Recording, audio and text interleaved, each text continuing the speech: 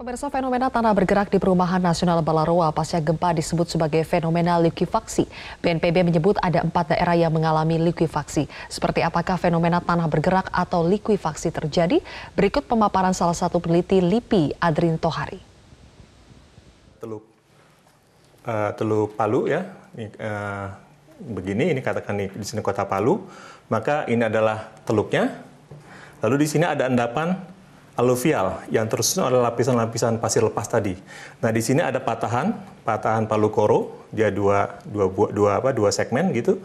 Nah, di dalam zona lapisan aluvial ini juga terdapat banyak rekahan-rekahan. Nah, ini yang kemudian menjadi suatu faktor yang menyebabkan fenomena likuifaksi yang terjadi di daerah itu menjadi sangat luas.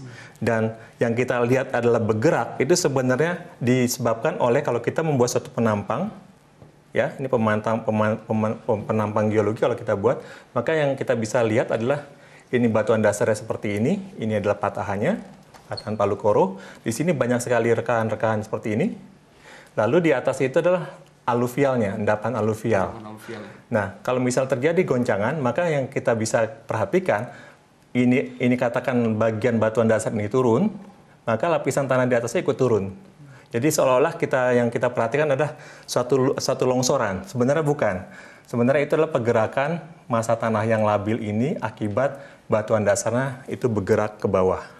Jadi makanya munculnya kalau kita lihat foto udara itu adalah berupa bentukan-bentukan yang seperti sirkular begini. Jadi massa tanah itu semuanya masuk ke suatu zona depresi bagian dari segmen patahan Palu Koro. Untuk fenomena likuifaksi yang kita amati atau kita pahami di daerah Palu ini sangat berbeda dengan yang terjadi di daerah pesisir seperti di pesisir Sumatera, itu seperti di Banda Aceh, di Kota Padang ataupun Bengkulu.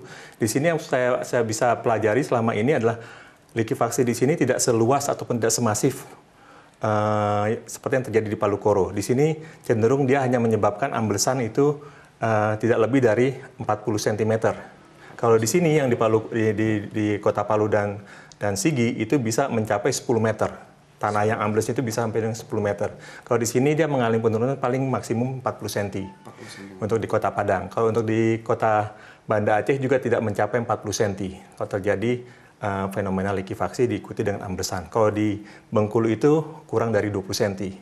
Jadi daerah-daerah pesisir yang tersusun oleh material pasir lepas, muka air tanahnya dangkal, terus dia dekat dengan sumber gempa besar, maka dia akan mempunyai potensi likuifaksi berupa amblesan tanah. Besar amblesan tanah itu dipengaruhi oleh kondisi geologi yang sangat khusus di setiap daerah.